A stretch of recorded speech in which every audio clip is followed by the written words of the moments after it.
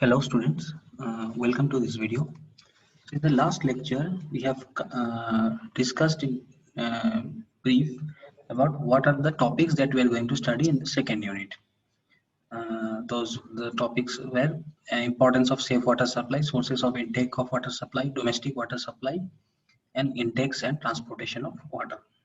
So in today's video, we'll confine our discussion to mainly two topics.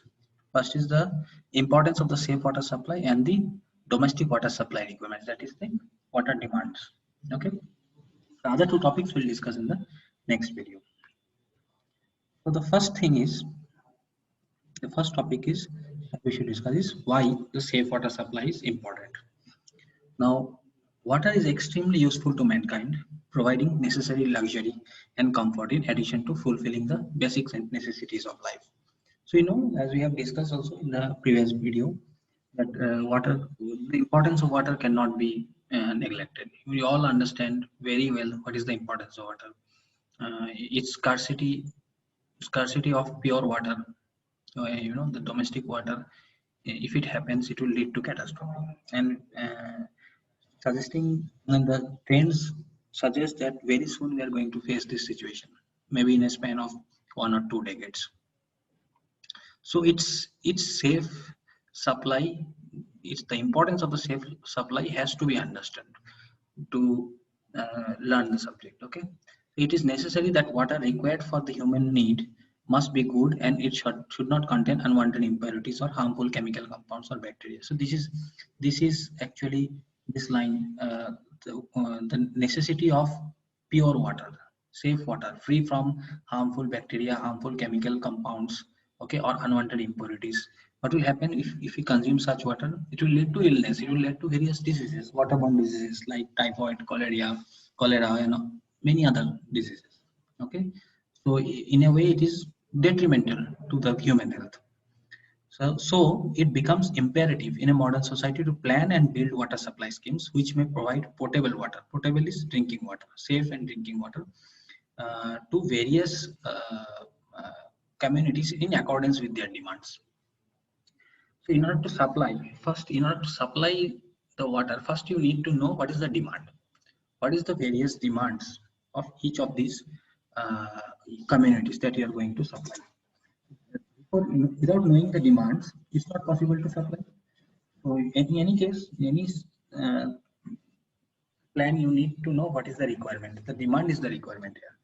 You have a domestic water demand, you have industrial water demand, you have institution and commercial water demand, you have demand for public uses, fire demand, and water demand to compensate losses in waste and debts. So these are the various demands. So all these demands need to be studied in detail, and then the cumulative of all this demand will be taken into account to know what is the quantity of water that is required to be supplied. Now, such a scheme would help in supplying safe and wholesome water to people so as to keep the diseases away and thereby promoting better health. So this slide, if you need this slide, this 4 points, this suffice the need why we should opt for the safe water supply, or why it is important. It emphasizes on the importance of the safe water supply. Now the next topic is your what is the water demand. If you go for the domestic water demand, so in this table, as you can see, this is as per minimum domestic water consumption for weaker section and LIG colonies in small Indian towns and cities. So there is this is the average, okay, average water consumption. There is another table which is for the higher section. So this is the most vulnerable section, the weaker section. LIG, this is not the high, LIG is low income group. So here you will find they have categorized what is the consumption in liters per capita per day. Okay, so for drinking you need 5 liters of water per day for one person. For cooking you need 5 liters. Bathing you need 55 liters. For washing of clothes you need 20 liters, and so on. Okay, washing utensils and all these things you need. Washing and cleaning of houses and residences 10 liters.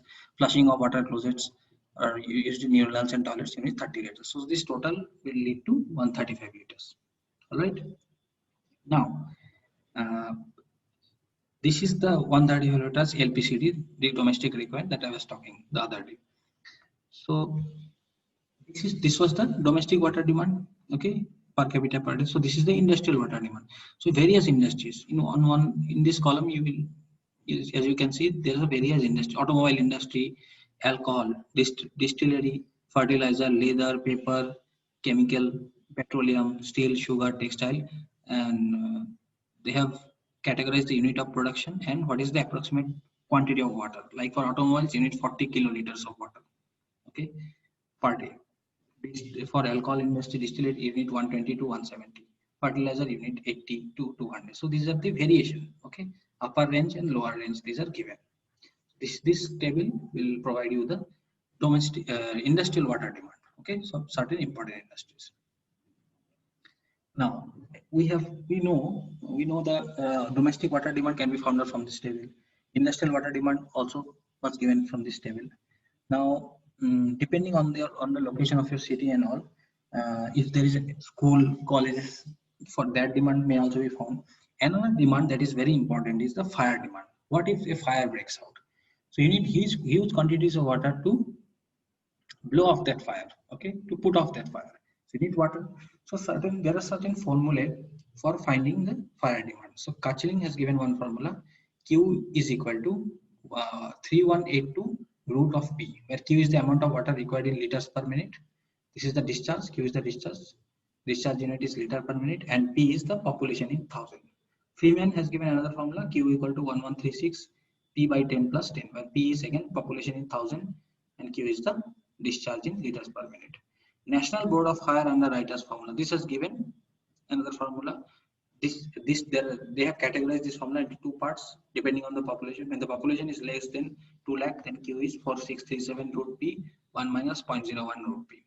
And when the population is more than 2 lakhs, then a provision of 54,600 liters per minute may be made with an extra additional provision of 9,100 liters to this value for a second fire. Okay, so these are formulas for in 5 which you have to calculate the fire demand. So as I told, all the demands, there are 6 water demands. So all the 6 demands you have to calculate, okay, separately. And for need, you need one data. What is the data? That is population. And you will find various methods of estimating the population. Know this population, you might be able to know the population for the next decade or the other decades. Okay, so this is called as population. So population is forecasted using many methods: arithmetic increase method, geometrical increase method, incremental increase method. So you'll find 4 or 5 methods by which population is estimated. So if you know, suppose the population of this of a city is 1,000, of a town, or 1 lakh, say for example, is 1 lakh. Like what is the estimated population after 5 years or after 10 years? Because you are going to supply water, keeping in mind the future demand, not the present demand. So for future, you have to forecast the population. So you have several formulas for estimating or forecasting the population. Okay. Now, what are the factors affecting the per capita? There are various factors per capita domestic demand. So first factor is the size of the city. Per capita demand for big cities is generally large as compared to the small towns. Because in big cities, huge quantities of water are required for maintaining clean and healthy environments. So big cities will require more quantity of water rather than small cities because of the lifestyle, because of the standard of living of people.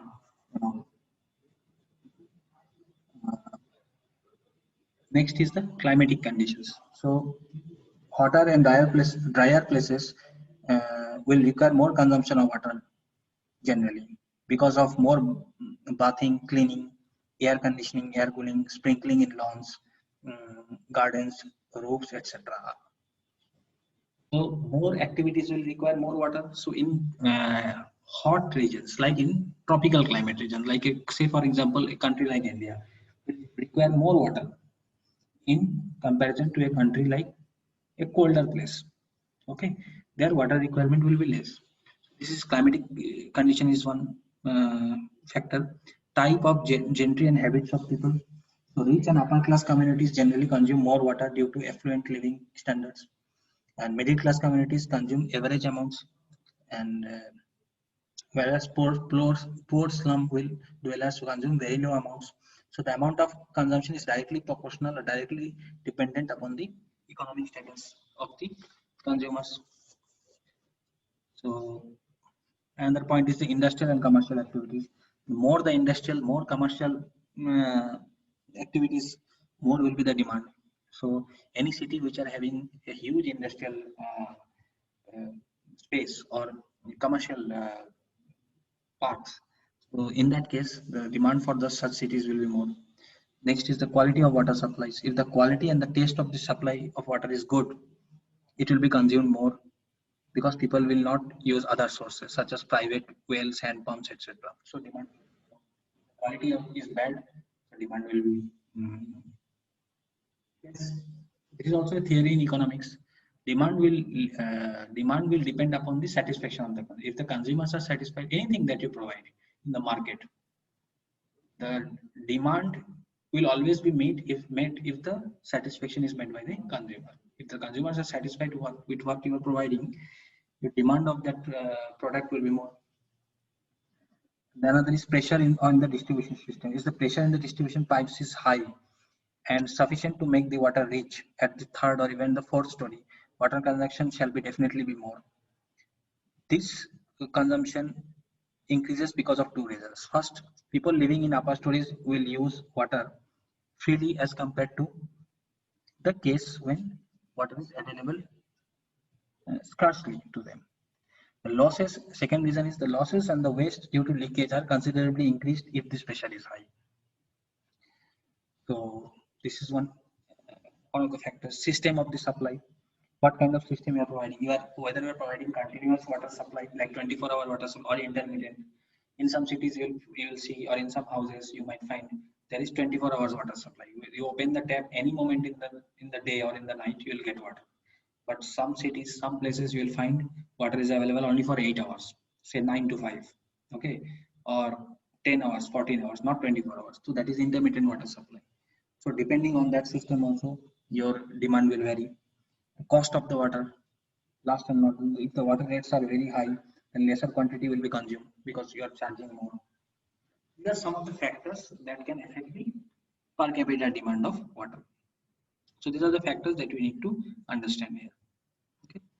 So and there are some other factors which affect the losses and the waste. The loss that happened, you have to compensate for the loss, and for to compensate for that lot, you have to provide some extra demand. Okay.